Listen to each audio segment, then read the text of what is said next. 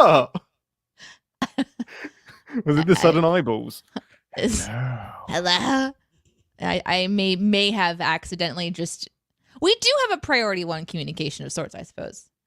Every episode yeah. a priority one communication. It's important stuff. It's really important stuff. It's the most important stuff. I mean, what is life without a podcast from Ian and myself? I mean, that's just what's more important in your life. That's yeah. It's more important than sleep. I can tell you that. Yeah. Slab, wake up. Wake up, Slab. Wake up. I guess we need to wake up, Slab. Wake up. Hi everybody.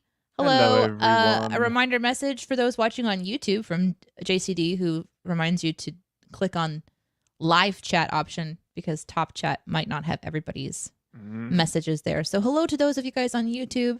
Hello, Lloydie. And hello, Nick. Of course, hello to everybody that's in Twitch today. Hello, Knife Fight Elmo as well. Is that it? Oh, no, look, the Knife Fight is like, fuck Twitch. I'm out of here. That's fine. It's fine. It's fine. Fine. Get off my Twitch bridge. Get off my fucking lawn. Get off my Twitch. Thanks you guys for coming to hang out early, as always. We know some of you actually get together before the show to watch the episode before we go live, and that is appreciated. Thank you for that.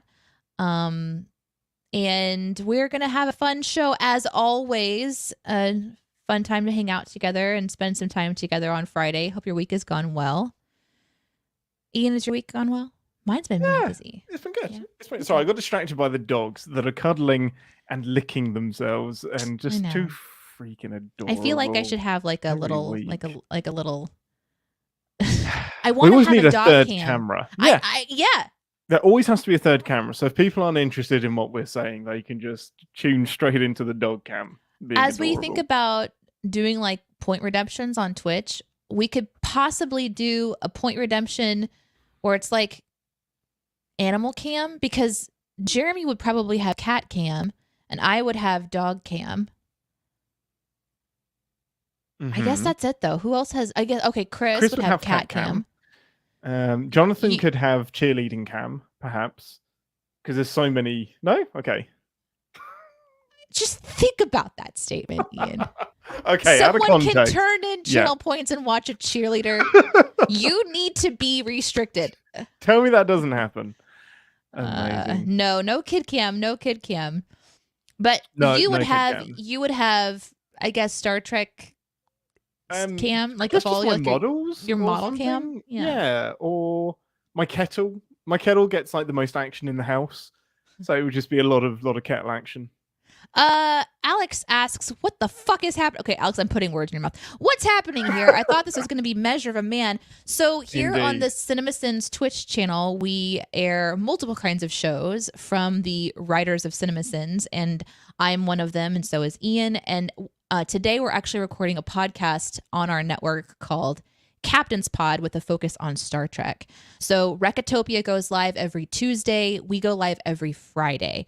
So you're welcome to hang out with us and hang out with the chat, especially if you're somebody who understands Star Trek. But actually, this is a really good day for anyone who doesn't even know Star Trek to be here, because you're going to have a nice representative today. Indeed. But I think what Alex was specifically talking about was that last week we said the episode we were going to watch was The Measure of a Man. Sorry, Alex, I thought that Measure of a Man was a movie.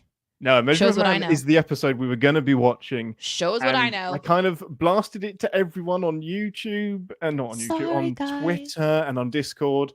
But if I couldn't get to you, I'm sorry. We have had to have a slight course correction to do Excretus, which is a great way to introduce friend of the ship, Classy Pax. Hello, sir. Hello. Oh, that was a beautiful look off camera and then look to camera introduction. That was. Are you wearing a Star Trek uniform? What the fuck are you wearing? I forgot I had this. How do you forget you have a Star Trek uniform? Because I didn't buy it for Star Trek, but it was a Star Trek uniform that I'm working out. And then there's a quiz for you to even know which one this is. Yeah, that's from the motion picture. Bingo, you got it. That's the old one. I want that. That is the original Captain Kirk movie. Yep, it is.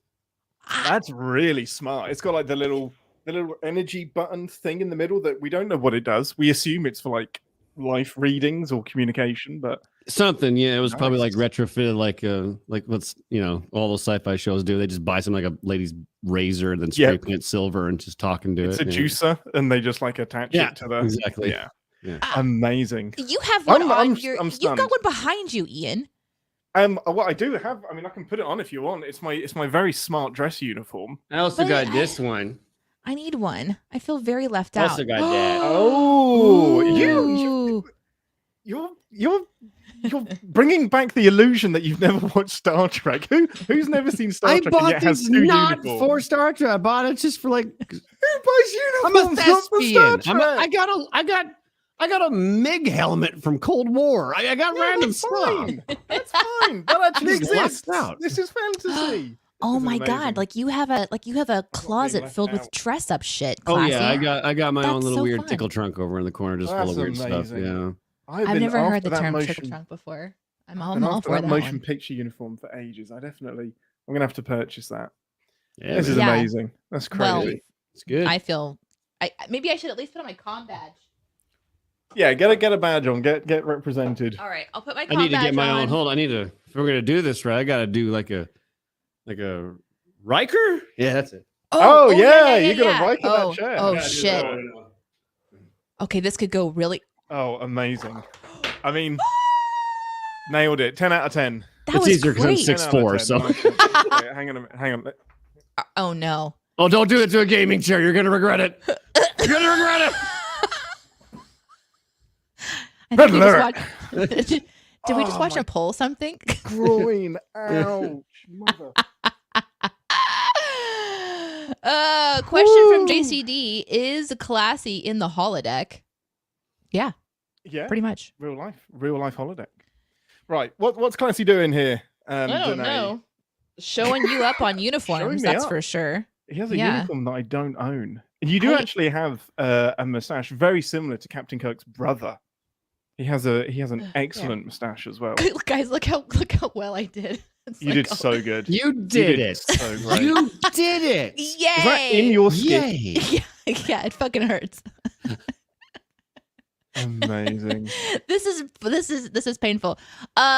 So I invited Classy onto the show, and I'm really excited that he gets to be here today. For those of you guys that don't know, Classy is a Twitch streamer, so please follow Classy Packs on Twitch because he does some cool ass shit. Yeah, he does. I've learned about so many fun video games, and he's trying to get me to join a new RP experience of like a civilization that starts. Is it like from the formation of soup and then gets more?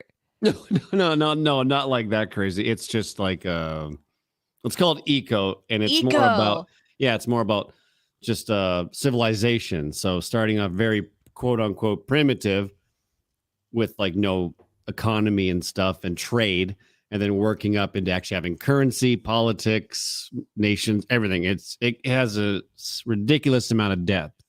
But the unique part about it is that there's no combat, there's no conflict. So it's very like Settlers of Catan. It's a very passive playthrough. But yeah, it's an actual server booting up with like VoIP and everything. So everyone's going to be role playing and playing characters and running businesses and doing things. Yeah, it's going to be interesting. It's going to be an interesting season. I happened to be watching Classy stream when he was talking about what kind of a character he was thinking of creating. I believe at the time, and things can change, but at the time, obviously, you were thinking about doing like a trash man, or it's changed since then. Yes. And then it shifted and evolved into a production person with a production crew who's going around and filming people as if they're doing a live television. And reality TV type of thing. Reality TV producer taking the mundane and over dramatizing it, and if there is no drama, we'll just create it. Yeah, I've been watching so much trash MTV old reality shows like The Challenge. It's such a great idea because like you can make people be like, okay, everybody has to race from here to here, and you can kind of create these little stories. So, it's on my to-do list to apply. I probably just need to do it. You know what? I'm going to do that instead of the show. So you guys they're already. Bye, Danae. Well, now it looks like this was deliberate. Gradually, both in uniforms. There's no one letting us down by just wearing regular civilian clothes. I don't know where the fuck to go to fill out an application. Shit, I had to come back. Sorry about that. That was awkward. When is anything not awkward? So anyways, yes, my friend Classy is here, and we've had a chance to talk before the show started, and Ian and Classy met, and they've, really gotten to know each other and bonded. It was wonderful. Ian, right? Cool. All right. Yeah, huh? Cave Woman Babs? Oh my God. I don't know if I would do Babs's voice again that feels like maybe that would be cheating. Like Danae is just a one-trick Babs pony, and that's just not. But it's such a great trick. Like once you found your trick, you should just do it. Renaissance Babs. Jesus. Rent-a-Babs? Rent-a-Babs. That Nope. sounds like her, actually. Yep. Rent-a-Babs. Yep. Yeah, so we are going to, just as always, do our recording today of Captain's Pod, and it'll feel very normal. So for those of you guys who watch the show live, you know exactly what to expect, which is a little bit of chatting here at the beginning. That's what we're doing right now. That's this bit. Where we're kind of interacting with you guys on the chat stream and things like that. And then when we actually start to record the podcast proper here in just a minute, we're going to go through this episode. Again, sorry for those of you guys that didn't get the alert that we were going to be changing today's episode. Please follow us on Twitter or even on Discord for those updates.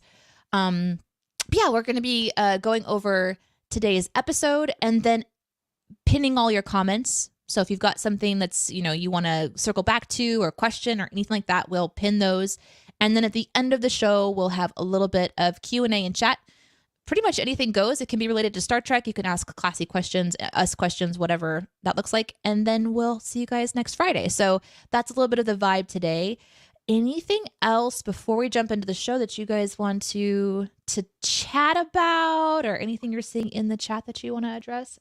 Well, for the benefit of the chat, Classy Pax has never engaged with Star Trek completely, or with like an episode and just kind of sat down, watched it, and got into it. So similar along the lines of what we've been doing with the Ambassador when it came to Picard and stuff.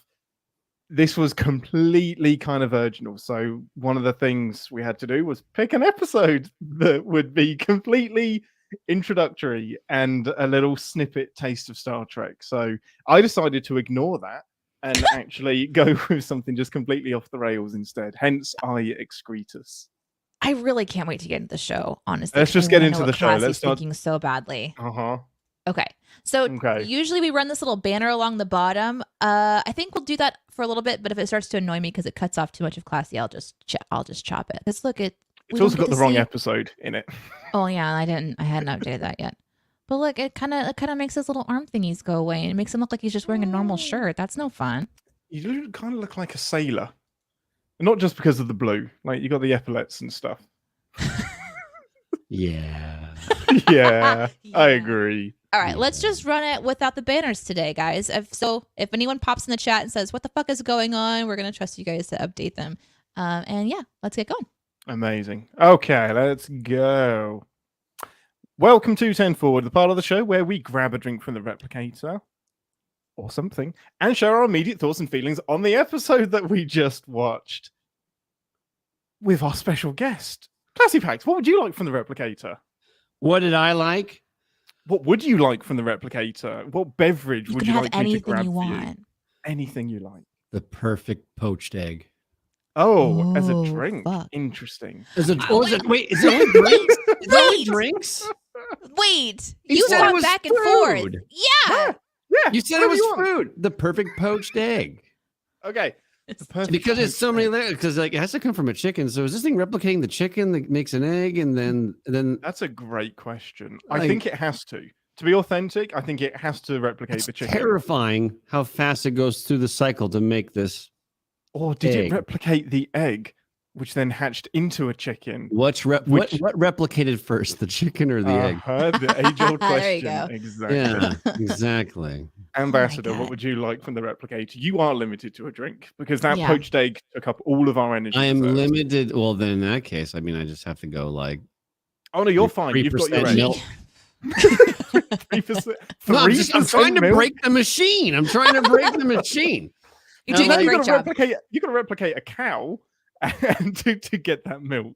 Well, then The you whole have to pasteurize it. thing. So, Yeah. I mean, need how far can this pastures. machine go? How deep does the rabbit hole go on replicators? So As yeah, I'm deep gonna as be you like want. things that come from an animal, replicate that, go, and then is it gonna end up tasting like shitty almond milk or something? Like I don't know. Ugh. Oh Ew. no, Like where do almonds come from? that ain't Tree? cow juice. Like It what's isn't. that? I've had Milk. real cow juice before this, but would you ever know? Like, if you lived in the future, would you know what original cow juice tasted like anyway? Probably not. Yeah. I mean, probably not. Unless of course they have station cows, which I really doubt they do. So Station cows. No. you never know. You never I don't know. like the idea of cows on a spaceship. I think that's really dangerous. I think I like it. I like I it. do Imagine a too. stampede I like just it. knocks the ship over. If it's just Mhm. one, I guess every time they walk, would that be a stampede? They'll Like a real probably slow it's one? sci-fi. So they're probably in some type of like like a large inversion of a mic stabilizer, just bungee cord keeping them in the air. So the ship rocks, it just sits there and bounces in the center. The cow is always perfectly in exactly just the same tubes in its coordinates. mouth, stuff go in, Oh, tubes on man. udders, milk come Oh out. my god! know. I don't like replicators anymore. They're like battery hens. I didn't realize. Oh, I do started with have a lie. question, because in this episode, actually, that we're going to get to here in a moment, it was mentioned that there's restrictions on the replicators for certain people. Mm-hmm. I've never heard that before.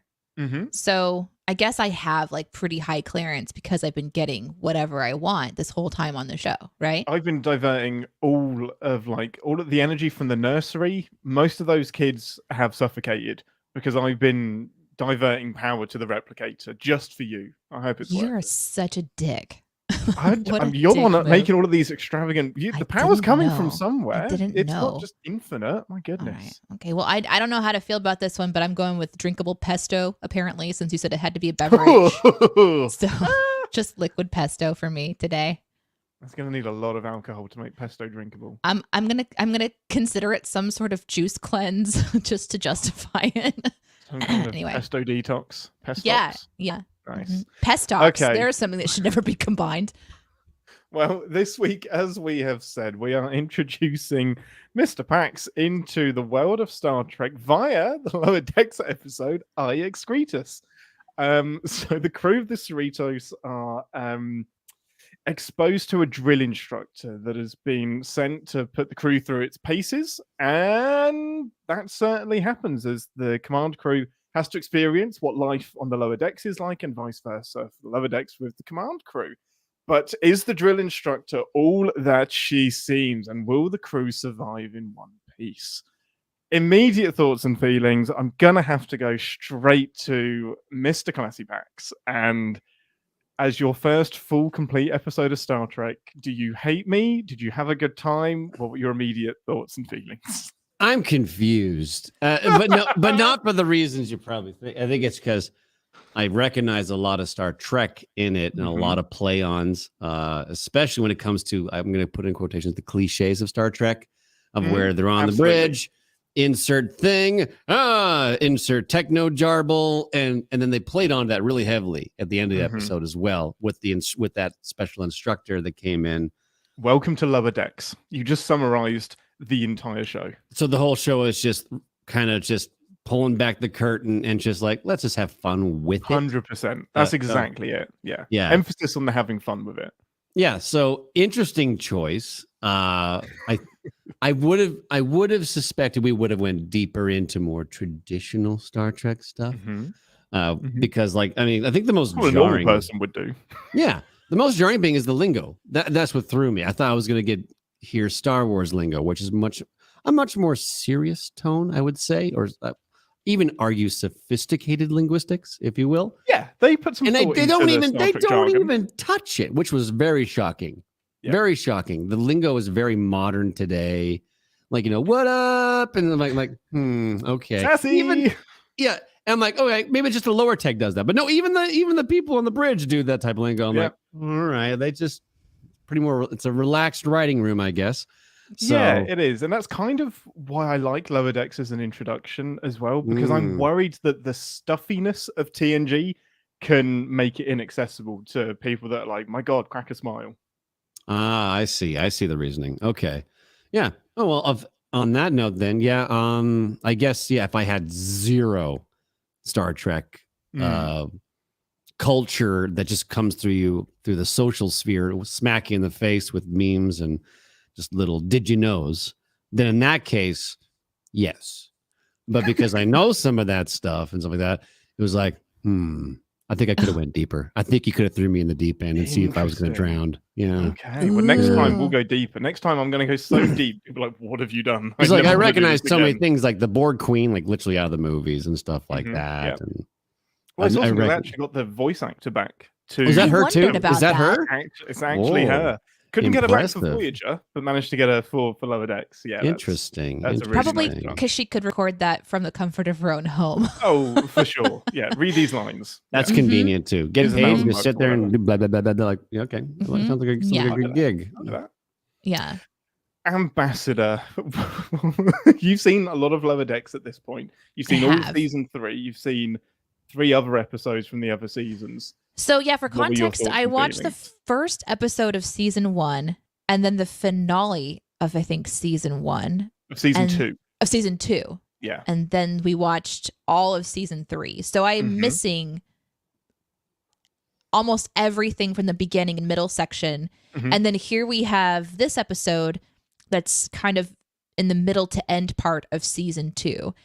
And so I knew kind of a little bit of where we were with the kind of the story arcs that they're going for. Because so like Star Trek does episodic things on other shows. So for example, Classy, there's one called Strange New Worlds, which I would love to have you watch an episode of Strange New Worlds if you ever want to. No, that's deep Star Trek deep that you would be expecting.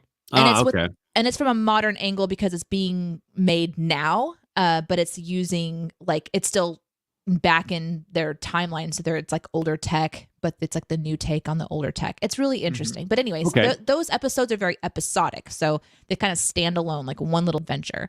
Whereas on Lower Decks, there seems to be these kind of like themes. So even though they're having little miniature adventures, what drives the show is sort of the arc of their individual stories as these characters on the Lower Decks. They're not like the main, people in charge.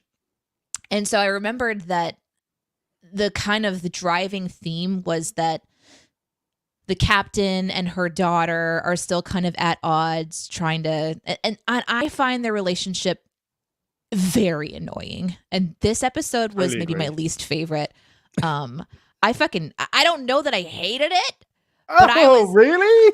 I could have been over here doing cross stitch and been more interested at several points. So I was like, God damn it. Oh my goodness, that's interesting. Yeah, but I think it's because I'm familiar with the style and the pacing and the this and the that. And I just was like, where are we going? What are we doing? But we also got to see a lot of interesting kind of aspects for the characters getting put in leadership. So if you're watching the show, I can see how this episode would be interesting because finally these Lower Decks people get to be in command and they get to try to do something interesting that's not just being told, to go stack things in the corner. So it's not that it was probably one of my lower ranked Lower Decks episode, but not as on the worst scale. Okay. Yeah. It does tap into one of my biggest frustrations with Lower Decks is the one episode memory. It's like we've had these arguments, especially between the captain and Mariner. Like we've had that argument every single episode. I know what you're getting at. Already, with only seen one episode, is like, okay, so they all get along now, but you can't do that, otherwise the show will be boring. Like you have to go back into that animosity. Otherwise, where's the conflict internally? It does suffer from that a little bit. Next episode, they hate each other again, and then they make up at the end.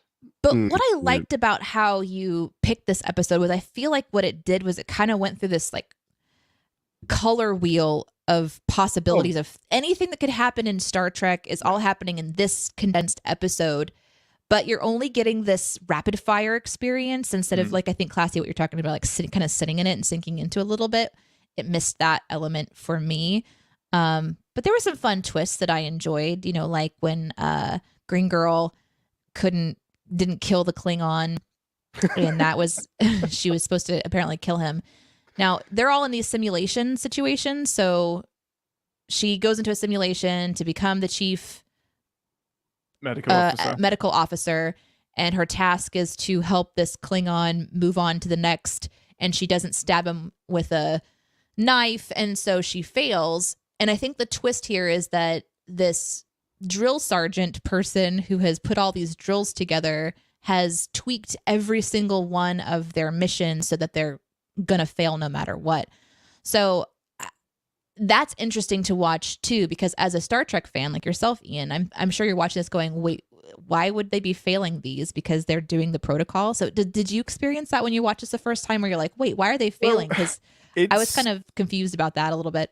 It's tricky because every single simulation pulls from either an episode or a movie. So this episode doesn't have an original thought in it much, other than the overall drill instructor. I mean, no, even the drill instructor, that's pulled from another episode as well. Wonderful. But it is a color wheel of Star Trek, because it pulls from so many different genres. So do you want medical drama? Do you want sci-fi action adventure? Do you want the alternate universe stuff? Do you want just an orgy because of a space virus that's taken the ship? So it's like, hey, pick a genre, and this episode has it, and so does Star Trek. Shotgun format, yeah, exactly. So for me, it's a pretty good taster episode if you just accept that none of the things it's referring to play out like this. They take much, much longer and at a much slower pace. It's almost like if somebody was to ask you, how do I introduce someone to Star Trek, and you wanted to give them a taste of everything, and you would just shove something in their mouth and they would taste all the flavors, and you go, you get it? That's what we're doing to Classy. That's what's happening. Here's the world. Here's the all-you-can-eat buffet. We're going to put a little bit of everything into it, put it into a blender, and then just you drink it. You're going to feel a little bit sick afterwards. I think I like it. I don't know. My palate's confused. Yep, that's totally understandable. There are 800 episodes to pick from, and it's daunting to pick one that is kind of a good little gateway drug into Star Trek. And I still don't think this is that episode, but it is so much fun to talk about. Like, I thought you would have picked like a TNG episode of where some type of pinnacle moment happened, and be like, now you're in the center of something.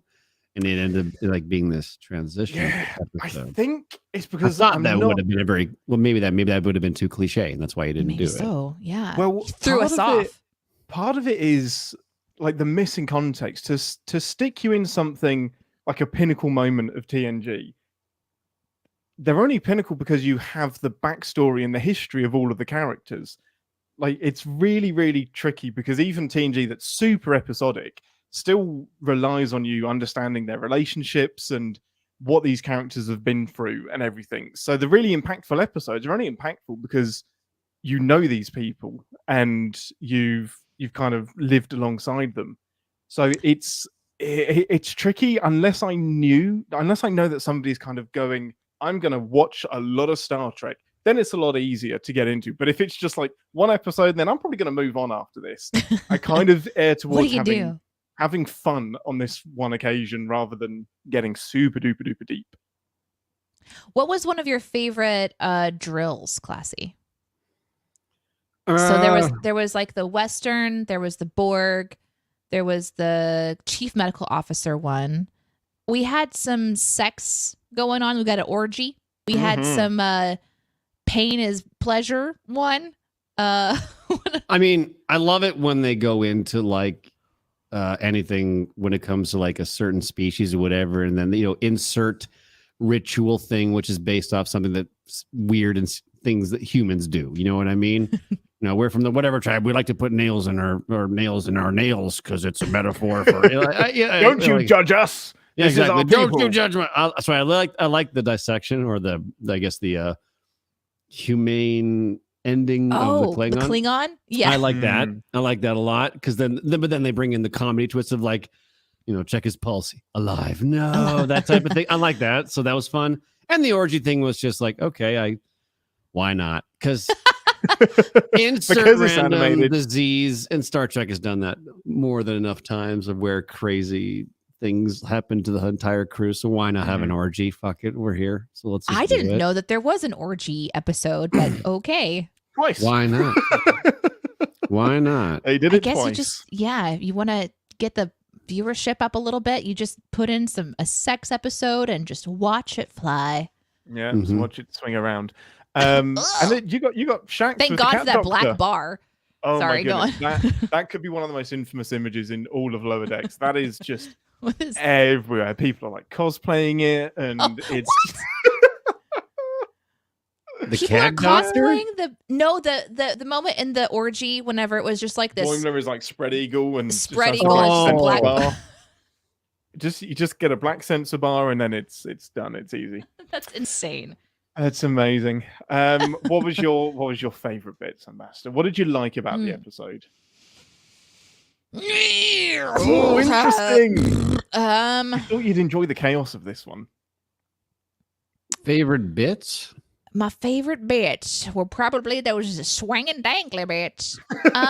We didn't technically see any. Still a family show.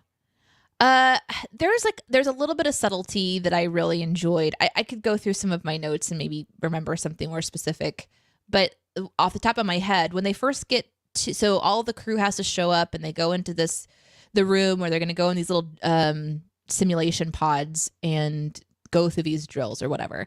And on the wall is a list of simulations that they're going to be testing for, and one of them was hero worship. And I just thought that was clever. And that's something fun about this show, that it really makes fun of itself in an intellectual way, where it rides that line of just self-referential, but it usually goes for comedy. And then there's some kind of a twist afterwards. So I think the writers are always trying to reach for something and then make it unique for a new generation. And that was obviously prevalent through this entire episode, because every single thing is referencing another thing and kind of still finding the fun of the show. It's a fun show. This is Star Trek on crack. It's so fast paced. We've mentioned like Rick and Morty. We've mentioned like Simpsons. There's just this feel to it that's really familiar to me as somebody who loves to watch kind of more cartoony type stuff. That I always enjoy. I think maybe my favorite part, though, as I'm thinking about it, is the Boimler trying to beat the Borg. I think that's the most I laughed, because I found that the least Star Trek-y thing, but it was one of my favorite things. Like it was the least Star Trek formula type of thing to do, of someone trying to perfection his score through rerunning a simulation in this very like try to reach to the top performance wise. It's such a non-Star Trek thing. Yeah. Interesting. What makes you say that? I love that perspective too, because he doesn't even know Boimler. I've never seen Star Trek ever do that. It's never been like a very self-serving individual character self-serving type of show of where performance, especially performance, like athletic. It's never really, from what I've seen, been about that. Doesn't seem to, it's more intellectual performance than anything else. So it was very odd to see like a endurance run guy trying to get the best track record in quotations. That was the most like, that is, from what I know of Star Trek, not Star Trek, which was interesting. Yeah. I think it feeds more into Boimler's character. You're not that must be a character thing because you're inserting me into something mid, right? So I have no idea about this dude. So it's but when it comes to like character builds in that world, they never really venture down that type of, at least that I've seen. You're not wrong. Boimler is very, very selfish. He is about getting to command as soon as possible, and at the expense of that, he does. So he's a little bit of a, I guess, spread leg butt licker type of guy. Yeah. He's the tryhard. He's an ass kisser. Okay. Yeah. He's that brown noser. He's a brown everythinger. He wants to get that 100%. And sometimes I think he forgets who he's trying to impress as well, because it won't matter. Then the task itself becomes the thing that he needs to perfect. But that line in the show, "Beat the Queen at chess and taught empathy," that was a good line. I was like, why not? You know, I love that. There's a fun thing where it's like a little montage where he's like, "Go again." And then it's like he's taking out a couple baby, like Borg babies. There's like a Borg baby shelf, he's got two roped behind it. Like, And then it starts again, and then there's like 5 babies. So it's not like they went too far on the next little iteration. He just went for a couple more babies. And that's the kind of subtle humor that I enjoy, where they just kind of kept building it up to where his Borg saving routine was more and more complicated, to the point where when he was at 94%, he beams to another ship and the person turns and says, "How did you?" And he's like, "Don't ask questions." Clicks a button, the Borg ship explodes, and he still doesn't get 100%. And that was, to me, the most entertaining. And I think it's because it was like that's the only part of the plot that like sat for long enough for me to kind of like get into it a little bit, because everything else was so peppered and fast paced. What's that say about the character? If that simulation was designed for him to fail and he still perfected it, what does that say? I know. It says the show is sinful. Is he actually worthy of that type of position then? Or I think it says that that everyone is underestimating what Boimler can do. Yeah. Unless but he does have horse blinders. So that's an obvious trait that he doesn't have, obviously. Because if he's rerunning situation, he definitely he doesn't. He probably wouldn't be able to apply that in the real world. It's like, he beats the simulation, but you've totally missed the lesson. It's like, you may as well jump out of it and reprogram it to win. Like it's completely missing. At the end of the day, we didn't learn about each other. Like that. He missed that entire point. But I do love that twist. They go to her thinking that they've learned the lesson, and she's like, "No, fuck you! You didn't learn anything. I don't care about your lesson. This is about catching you out." The minute I heard the cackling and stuff like that, we're getting back on track. Cliche villain. But I thought it was going to be an external thing. All of a sudden, she's going to be like, "Turns out I'm whatever alien, and our ship we're taking over your mind." But it was like, "No, I'm HR, but I'm evil HR." And I'm like, "Oh, all right, okay." Evil HR is a running theme in Star Trek. You ever have somebody visiting from Starfleet or from like the higher ups, they're always the bad guy. They're always either doing something shady or they're there to be in the way. Like, we do not like the bureaucracy in Star Trek is a lesson that I've learned. Well, HR is a weird place. It is a weird moral place. Tight-roping. So anyone listening in HR, we love you. Please like and subscribe. I don't. I'm going to completely break the ambassador's brain, and we're just going to keep going as a general discussion because we've touched on so many like good and bads already. We're gonna just keep flowing. So if you have anything else that pops into your mind that you liked, don't worry, we'll just keep going. But what was it, Mr. Pax, that kind of put you off with this episode? What were the things you would do differently? You can't say episode because that's the whole show, I know. So it's not like I can compare it to others. Unfortunately, I have to look at a broader brush when it comes to this. But lingo, I think lingo was the biggest put off. I thought I was in first, like paying attention to what they're saying and how they say it. And it was more just like, "Yo, what up, dog? Hey, all right, homeboy, let's go do this." President, it was like, okay, well, this is a lot like other sitcoms and cartoon shows. Okay. All right, cool. Yeah. Yeah. I think that was the biggest letdown. I thought it was about to be like, let's see how stupid you are. And if you can figure out what we're trying to get to. Interesting, because that's exactly what I was trying to avoid. I was trying to avoid people feeling stupid. Here goes me trying to dumb down Star Trek, and people are like, "No, I want it to be smart." Well, I thought this was supposed to be the best entry into Star Trek, not "you're stupid, you can't understand what this is about." So this is the I misunderstood the mission intro. Fuck. How about this? What would I would have thought you would have picked for an intro? Ooh, yeah. Not Star Trek, actually. You said Galaxy Quest. No. Oh no, gosh, no. Gosh, not Galaxy Quest. No. That's its own thing, and it's magical for what it is, and we appreciate it. Totally agree. Orville.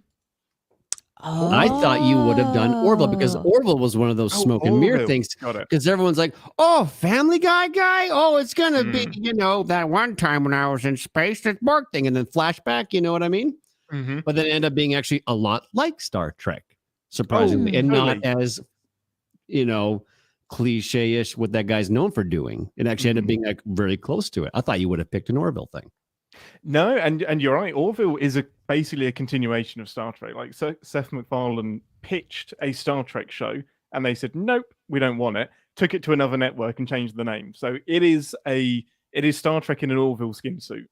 It didn't advertise as that though. It did not feel like that. No, they advertised not at all. They took the smallest chunks in there that were very close to set stuff, very comedic.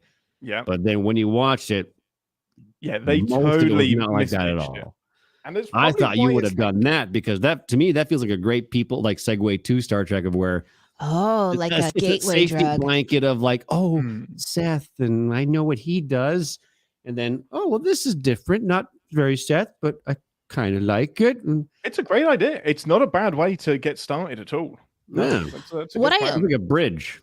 What I love about this conversation, and Glassy, you wouldn't know any of this stuff, is that for the last year of recording the show and doing the show, is the topic of what one to introduce someone to has come up so many times, and no one has the same answer. No, never, no. So to Fun is make Ian subjective. do it is delightful because listeners get to decide, I guess, if I start with this one, this could be the reaction, or if I start with another, type of one, this would be the reaction. I would have, like, if it was up to me, I would probably have said, what characters do you know? And then maybe gone into one where you recognize a character. But I like the idea of throwing you a total curveball, because this does something completely. I didn't expect it, either, because I was like, what are we going to be seeing in this episode? So imagine my surprise when one of the very first things is, like orgies and stuff. I was like, Ian, what are we doing here? Orgies, let's go. It's an almost impossible task to bring someone in to smell the flowers when you're on top of Obsession Mountain, because you're already so passionately invested into it. It's hard to see it back from that ground roots perspective, because your perspective has changed drastically over the time. That just happens when you're invested so heavily into something. So it's reasons impossible for getting into it are going to be completely different from the next person. You might be both Star Trekkies, but you both got in for different reasons. Exactly. There's that one little hook that brought you in, and then you just started to embrace the entire concept of it and everything. But that key entry will always be different person to person. Yeah, the way it hits one person will be totally different to someone else. Exactly. Yeah. And I also think it's interesting to start with Lower Decks, because we've talked about the kind of person that would really appreciate Lower Decks has to be a more modern TV watcher who enjoys that faster pace. Like, I wouldn't show Lower Decks to my parents because they wouldn't be it's too fast, it's too much, it's too cussy. It's very shotgunny, yeah. Yeah. My parents hate it.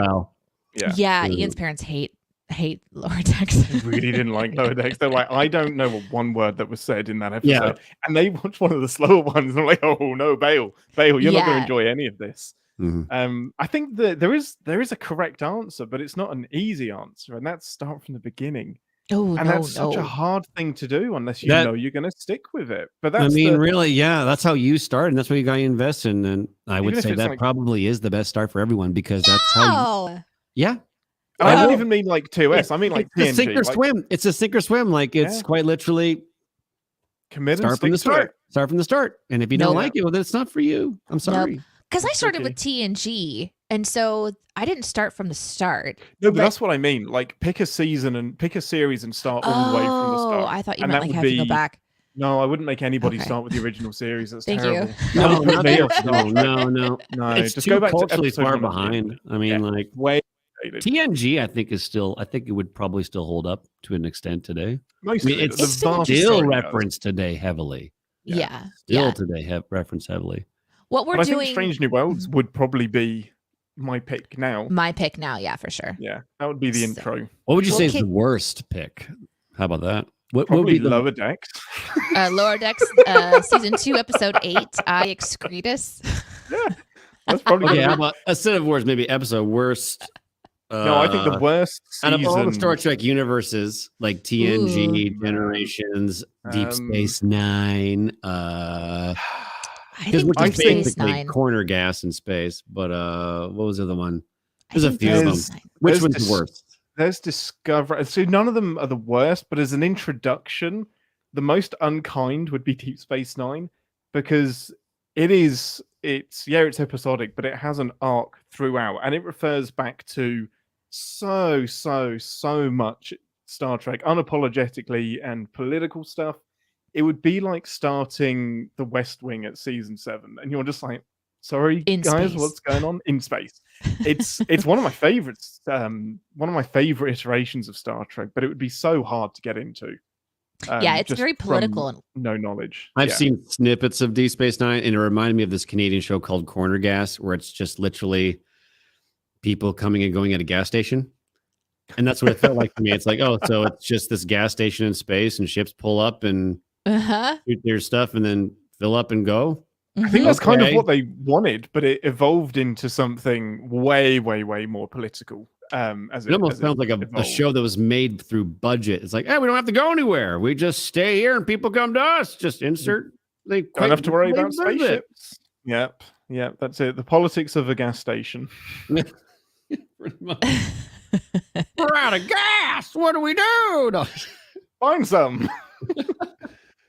Ambassador, what were some of your nitpicks from the episode? Oh, I mean, I definitely had a lot of them.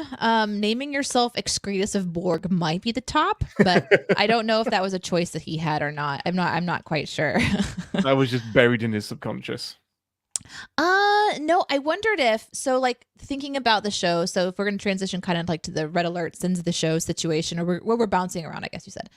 One of the things that kind of bugged me is that if the drill sergeant or whatever officer created the simulations to not be beatable, then how did Boimler beat it? And Classy already brought that up, but it was one of the things that really bugged me the most, that just seemed like he shouldn't have ever achieved 100% in my mind.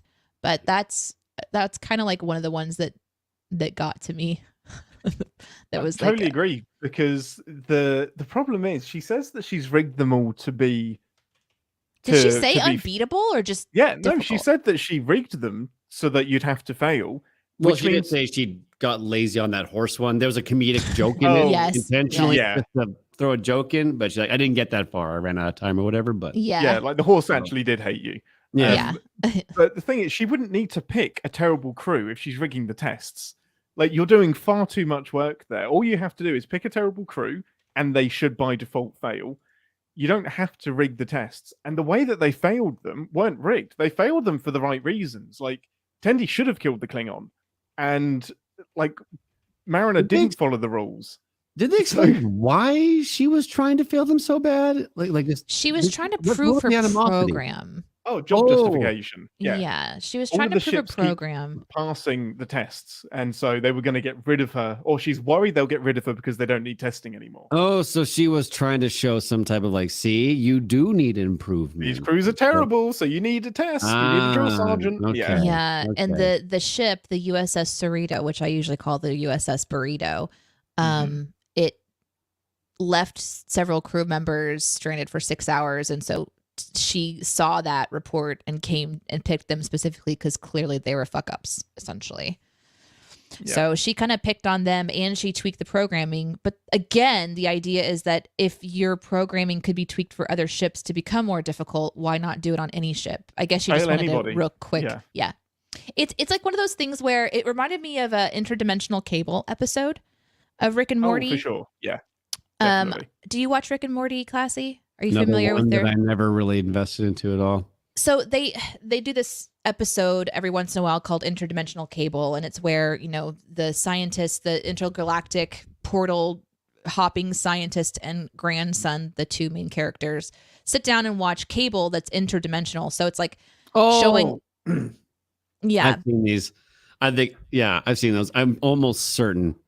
Yes. It's that lead guy's it's just a way to get all these weird commercial ideas out of his head. Yes. And put them on TV. I think he's got like this huge file full of them. Oh yeah. Most of us do, I think. He even did that in his game that he released, High on Life. He's got TVs. You played that, game. Right?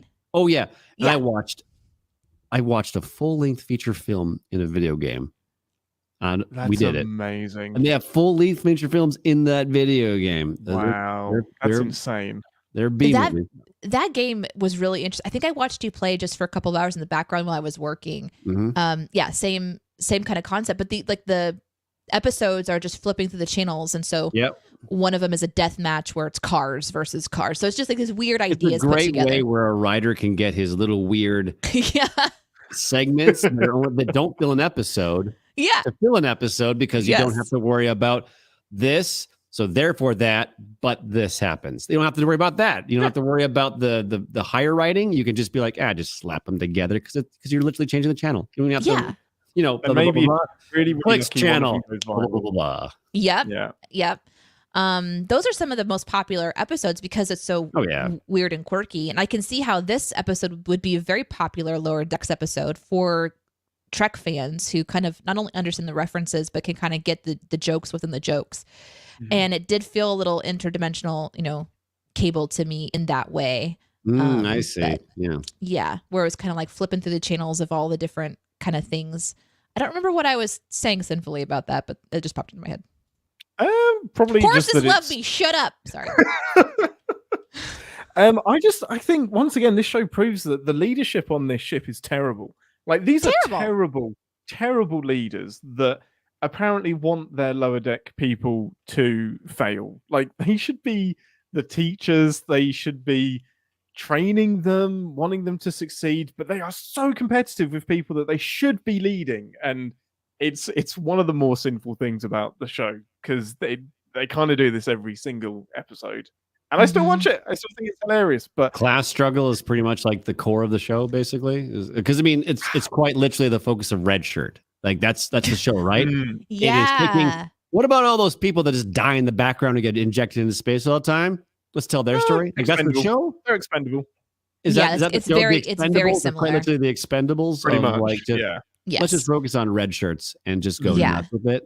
These people that just get ejected all the time into space. Yeah. Okay. Yep. So it's kind of that will be the obviously formula of the show is that they have to keep approaching the we're better than you crew with these people that don't mean nothing, pick up boxes, stack them so they fall over again. I mean, they actually do the hard work.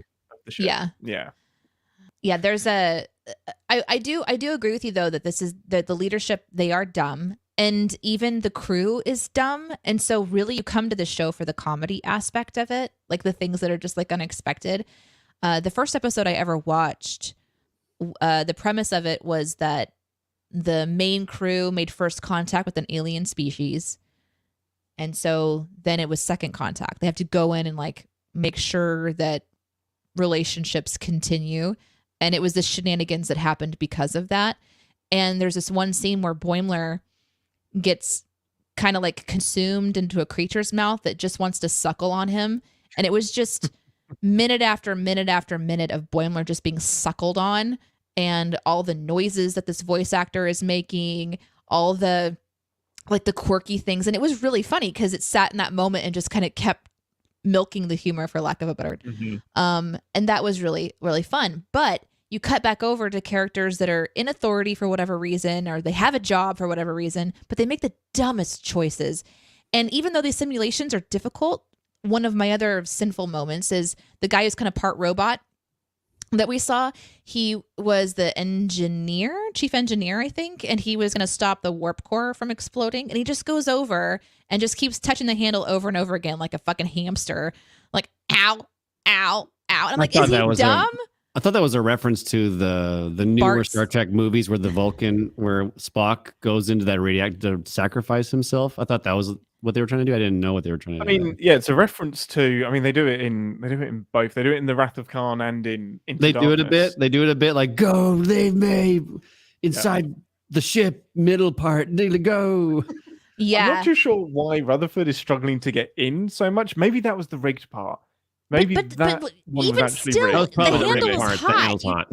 You don't touch it over and over again like a dumbass. You know, like it's still going to be fucking hot the second time. There's this episode of The Simpsons where Bart like goes for a donut or something like this, and it's like electrified, and it just keeps going. And it's just like ow, ow, ow, and that's the whole joke. Is he just keeps doing it over and over again like a rat in a maze, keeps making the same mistake like a brainless creature.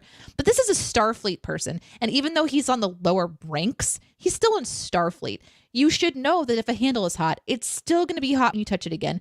And so he also is an idiot. So you have idiot leadership, and then you have idiot people. And I just don't know how the Cerrito has survived anything, especially when the fucking captain decides to just launch them into the most dangerous situations that aren't technically dangerous, but they still are dangerous to some degree. It was like what is going on? Do you care for no one on the ship?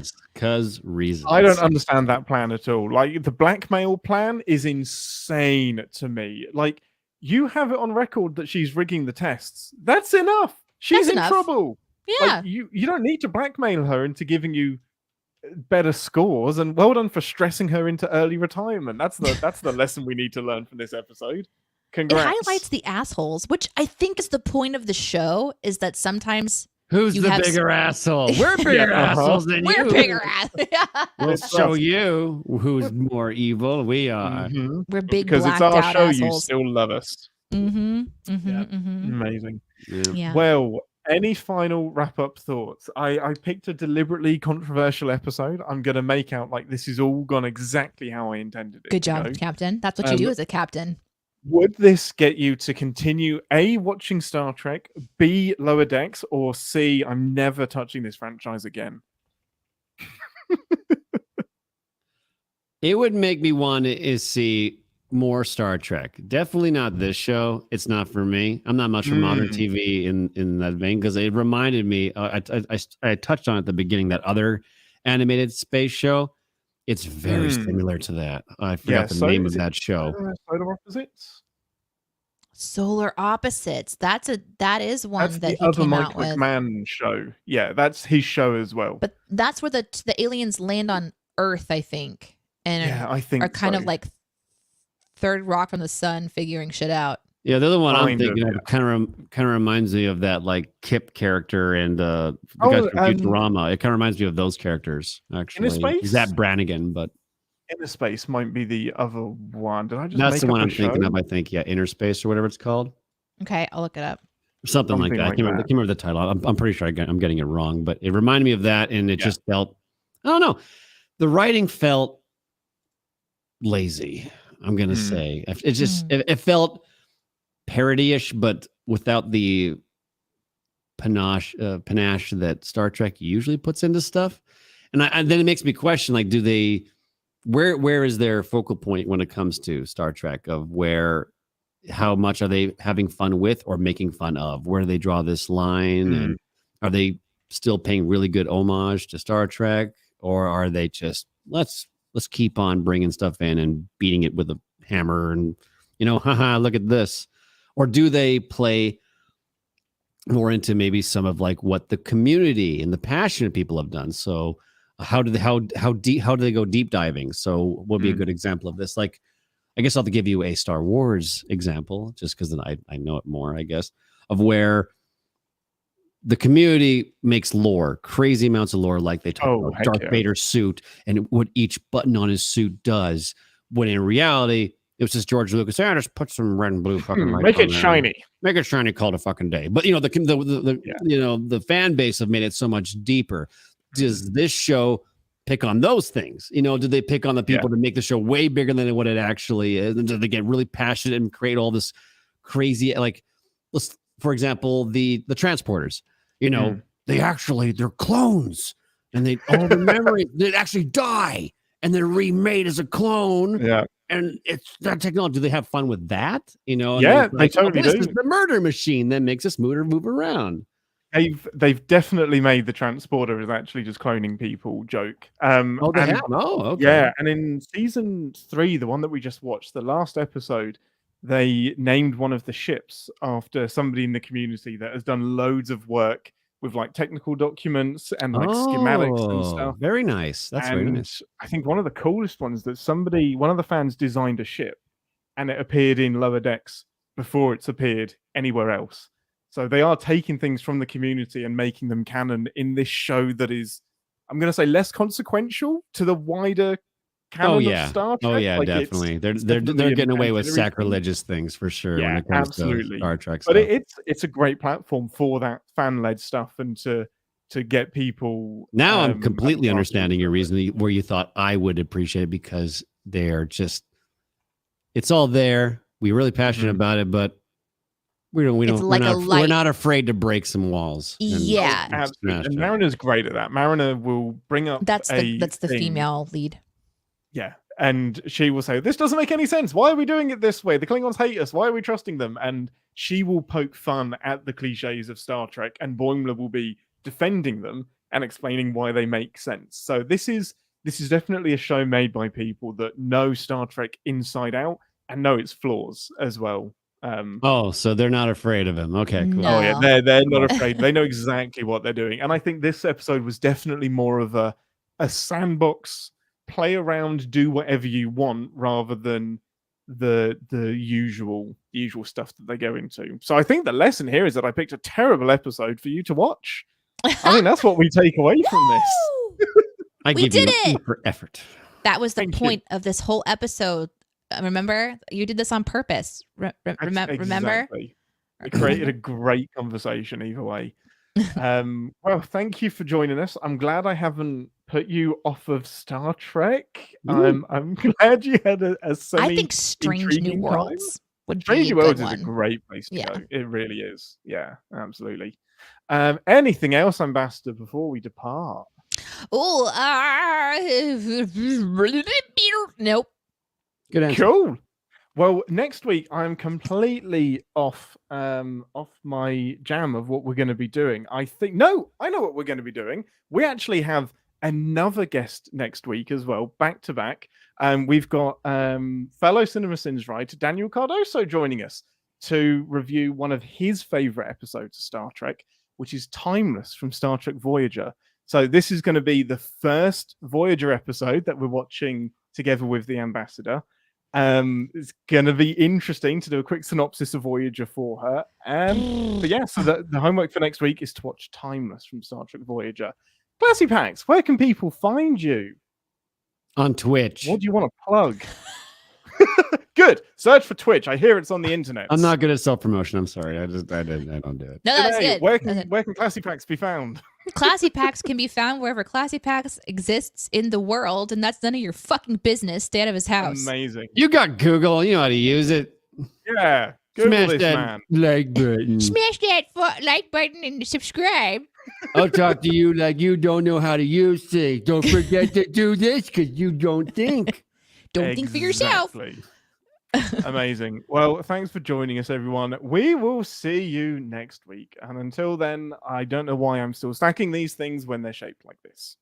Yeah, it's just keep borging from me. Nice. Anything from you? Class Packs, or just get the fuck out of here. You want to beam Bye. out? Get in my trench coat. Get back in the trench coat. Get Quick. in. Oh yeah, Roll the back to the credits. trench coat.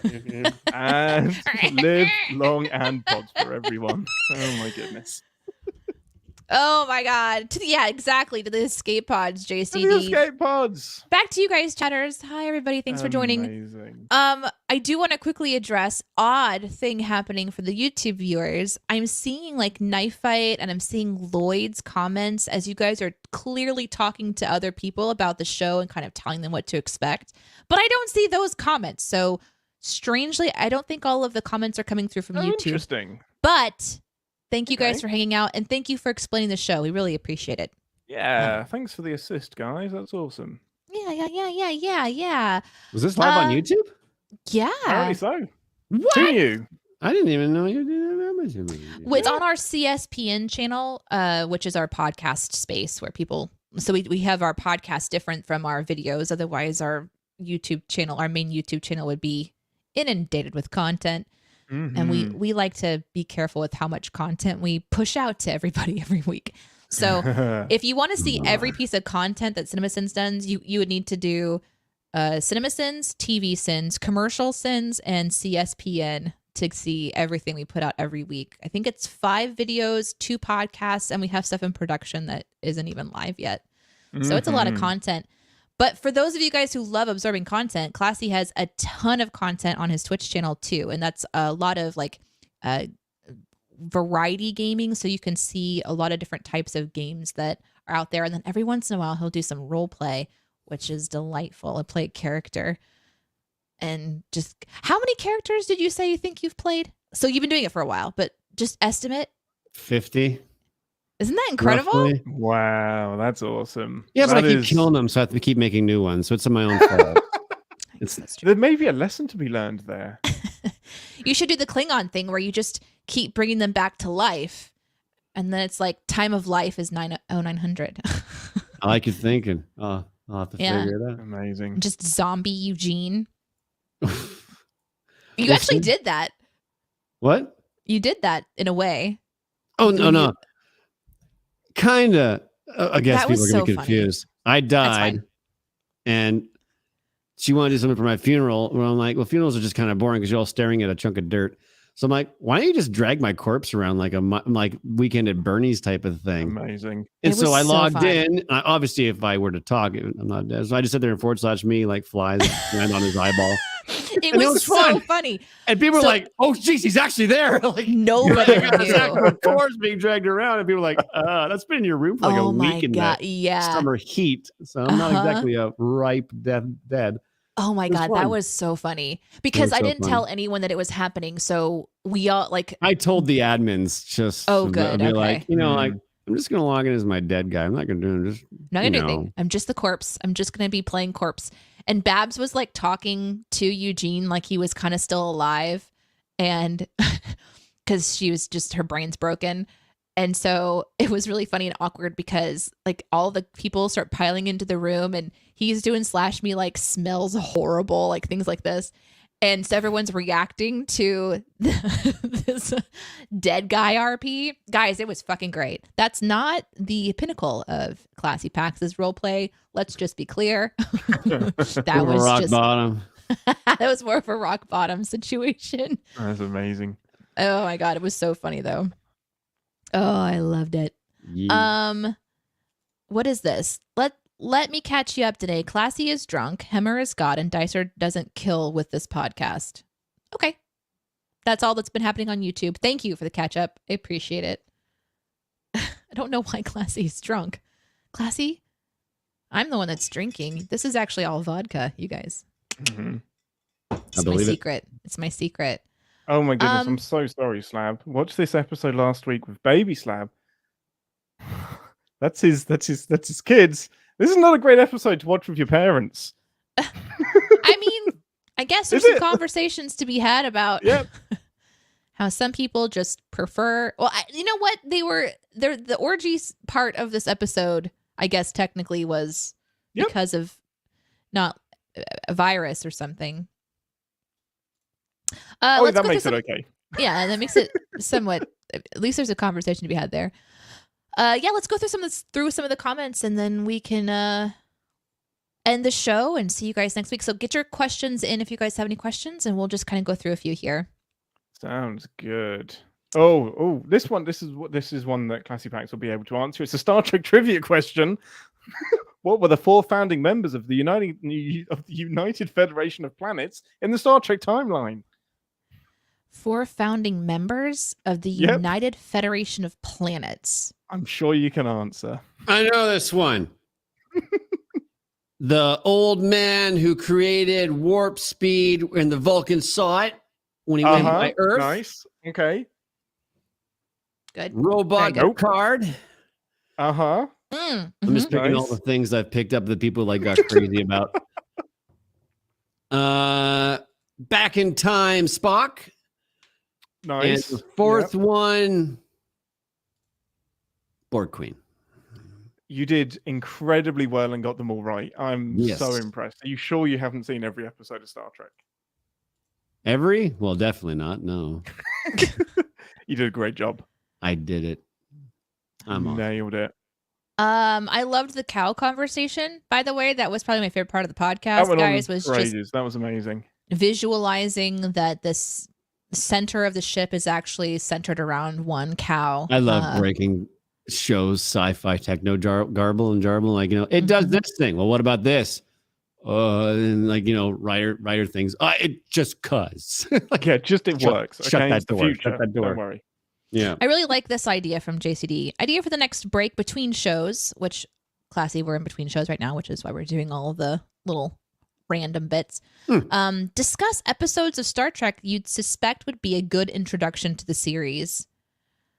I like this. I also like the idea on that slightly. Yeah. Slightly. But kind of make it a theme. Like bring on.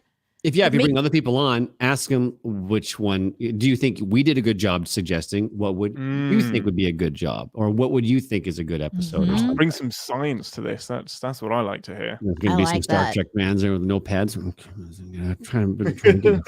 That'll work. We do have a lower decks. Yeah, we have a growing list of what not to do, including this one from Slab. Disco would be the worst way to start cause of how to jump all over the place, because it jumps all over the place. I don't know. I think it'd be okay. I think because Discovery is strangely standalone, because they kind of remove themselves from the timeline a little bit. It wouldn't be too bad, but it's very different to any other track. That would be a weird one. Yeah, we definitely would have a growing list of what not to do. as we continue to experiment with bringing people on that have no context whatsoever, which I really love doing. Classy, thanks for letting us experiment on you today. Thanks for having me. Here's something from Jagged, which is covering his face. I'm going to zoom in, guys, so that way it's not covering. Sorry, I tried to warn you. Hold on, can we do some type of like face-off poster? Oh, hold on. Oh, it only works on you two. There we go. Yeah. And then you start the camera. That's bizarre. I love it. Cliche poster like face off. Switching places. I want to take his face. The comedic thing. Mother-daughter don't understand each other. Swappage. Swap and places. Now they understand. Now we can relate to each other, which is what this episode thought that it was doing at one point in time. Actually, yeah, it was all bullshit. Yeah. Now they understand each other. Freaky Trek Day. Jagged says, in both of my Sif Pop reviews of Lower Decks, I said my biggest complaint is how the bridge crew is featured too much. And in the name of comedy, it shows them being incompetent more than they should be. Yeah. I know we kind of chatted about the incompetence, but I agree. If the show is about Lower Decks, keep it on Lower Decks. That was one of my favorite parts of that first episode. I think the ominous, So that, because the opposite spectrum is usually it's completely around the bridge crew. And then red shirts are red shirts. You never get to know their names and shit. If they treated more like a G-man or whatever, or it's just these ominous people you don't really like, like almost godlike, like, he sits in the big chair, so where you never really interact with them at all. And maybe sometimes there could be a climactic moment, a moment in like a season would be like you spilled pea soup on one of their uniforms, and like from a red shirt perspective, like, this is just horrible. I'm gonna be like airlocked and stuff. But the guy's like, that's all right, and he keeps walking, like move on, whatever to them. They do obviously crazier stuff, but in the life of a red shirt, it's like it's a huge fucking deal. Yeah, it's a huge fucking deal. Yeah. Zoom out. And we're back. There's also love for Lower Decks. Jagged saying Lower Decks has a beautiful through line with the characters. They are so great when you watch start to finish, when there's more context. Yes, I think that we all wish we had time to watch every single episode sometimes, because I only got to watch 2 episodes of season 1 and 2, the first one and then the last one. So that was a little bit jarring, but then season 3 kind of caught me up to what they're trying to do with the characters. But I'm sure I'm missing some really great Lower Decks moments. But yeah, it's my least favorite Star Trek show. Yeah, I don't think you're missing too much. It is pretty much rinse and repeat. Like there is some evolution, but not a huge amount for me. Any other comments that you want to pull from Captain? Apparently we're going to redeem some channel points, and I just have to put a Stormtrooper helmet on and quote Doctor Who. I mean, I can. That's a pretty low bar. I can do all of those things if we want to set a limit on that. That's fine. We also this is the answer in chat: humans, Vulcans, and Andorians. It's Andorians. It wasn't people, it was species. That's some bullshit. It was indeed. That's some bullshit. That was not clear. It wasn't clear at all. He would have gotten it if you would have asked it correctly. Absolutely. You worded that question poorly. Yeah, Are that's you on even you, a man. true Star Trek fan yourself? You couldn't even phrase that question right. Stare at him in disgust. Jeez. Scoff. Shame on you. Just nothing but shame. Scoff. Yeah. Anything else, Captain, before we head off? What have we got? I think that's everything, actually. Classy, thanks for the little raid there earlier. We appreciate that. They don't have host anymore, so I have to do raid. So. Oh, they don't have hosting anymore. I know, they removed it. Yeah. That's they removed it. So now I have to raid, even though I wasn't even live. It's like, okay, here's 10 sleepers in the channel. They're just there. Yeah. Enjoy. The ones... Wow. Did you ever wonder how many people are just sleeping and it's got to be lurking? It's big. It's just got to be there. It's huge. It's just background. I mean, if you think about it, like more people listen than actually watch. It's just radio to them. Mm-hmm. Yeah. There is one question that's coming up quite a bit in the chat. So this one's from Link Ian. Are we going to get an updated rank for everyone at Sin Week? Yes, a couple people will be promoted and a couple will be demoted. And all right, that's enough of that. We'll see what happens. Jeremy did not like his title last time, so he's going to get demoted. Please demote the CEO of our company live at Sin Week. Please do Done. that. Done. Classy, we have Sin Week coming up, so it's where like fans kind of converge in an in-person event. We have a digital event where we release 3 extra videos just for our fans, and then we actually have an in-person event in Nashville. So fans fly in, and we get to have like a nice dinner. We rent out a movie theater and watch a movie, and then we record our podcast live and stuff. So that's what Sin Week is. Yeah. And Slab, I'm sorry you got COVID, buddy. I think I caught that in the chat earlier. Well, I didn't catch COVID, but I caught that you said that. Yeah, that's a weird way to say that. Sorry, buddy. Feel better soon. We love you. Yeah, cool. I think that's it, guys. Thanks for hanging around. Thank you, we appreciate you guys for joining us. Appreciate you. Are you streaming later today? Maybe, or are they going to be able to see you later? No self promotion. No self promotion. Stop it. Shut up! I'm fine on horses. God I'm a red shirt. God. Out the airlock. All right. No raid today. I haven't had a chance to see who's live, but we'll see you guys next time. Bye. See you later. Bye. Oh, there he goes. Bye. Oh, nice. Bye. Oh my goodness, Bye. that was